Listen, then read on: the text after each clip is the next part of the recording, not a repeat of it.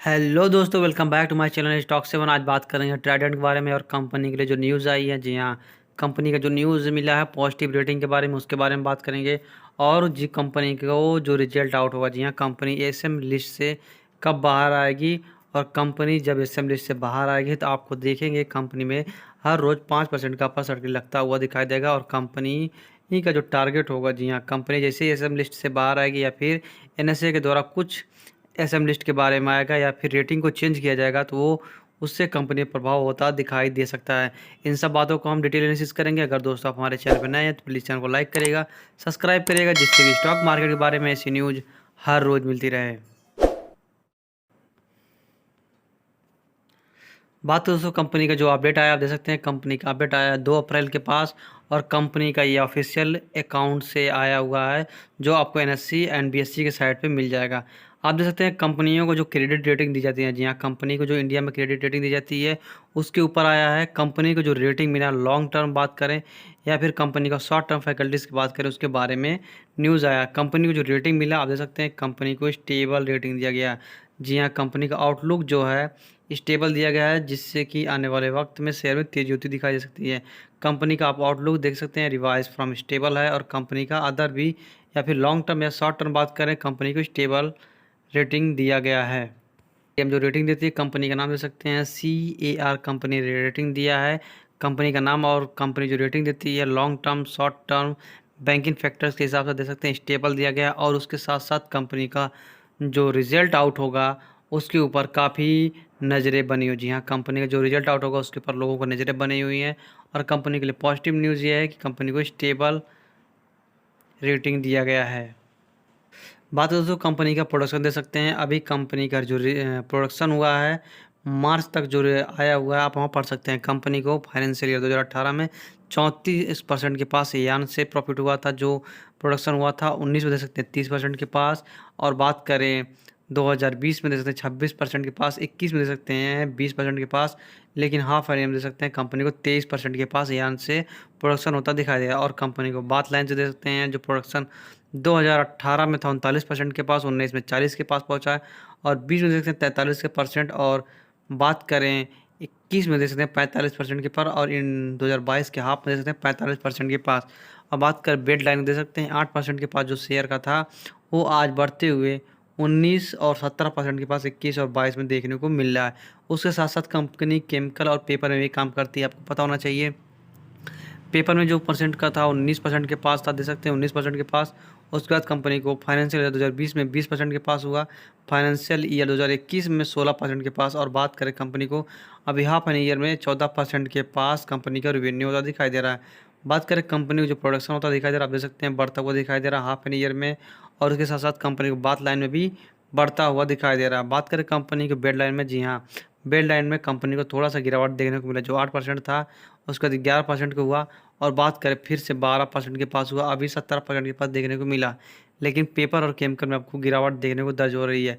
Company 19% के पास जो गई थी 16% के पास, अभी 14% के पास है। लेकिन कोई बड़ी गिरावट नहीं है, धीरे धीरे कंपनी और भी स्टेबल होती दिखाई दे रही है, जिससे वजह से कंपनी को पॉजिटिव, जी हाँ, कंपनी के लिए पॉजिटिव माना जा सकता है। और कंपनी को स्टेबल रेटिंग दिया गया है। तो जो कंपनी का आप यहाँ पे पढ़ सकते हैं, कंपनी का ऑफिशियली है। और आउटलुक जो पॉजिटिव दिया गया उसको स्टेबल किया गया। जी हाँ, the positive outlook reflect the expected और significant growth Trident scale operation of medium term and added by healthy capacity the utilization across each business segment, thus leading the substance healthy operation profitable and margin along the significant improvement of the return capital of employees ROC and debt coverage indicated. The outlook may be revised and stable profitable margin leverage and debt coverage indicate remain lower than evidenced.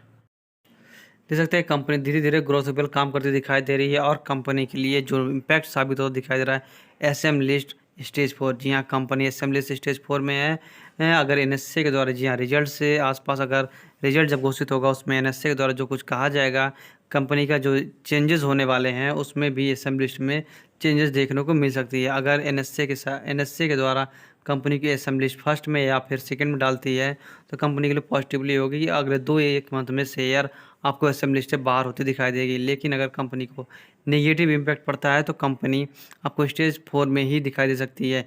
ये तो आने वाले वक्त में ही पता चलेगा कि company को किस स्टेज लेवल में डाला गया है, या फिर SM4 में, या SM2, या फिर SM3 में। अभी बात करें, कंपनी SM4 में है।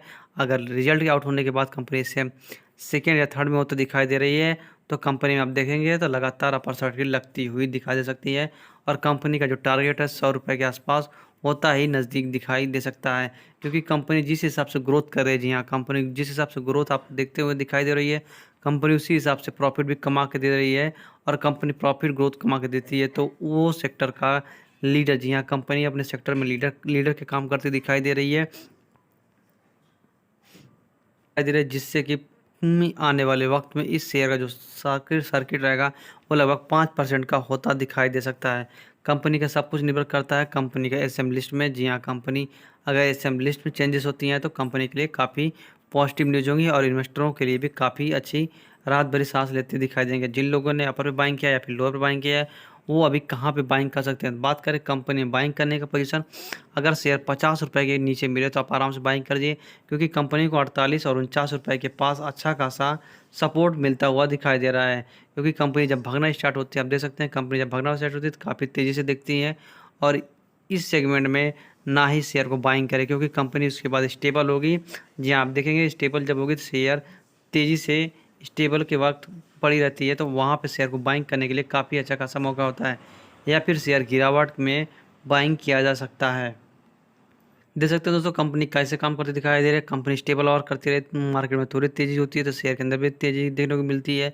फिर मार्केट में स्टेबल काम करती रही है, कंपनी को अच्छा खासा सपोर्ट मिलता है।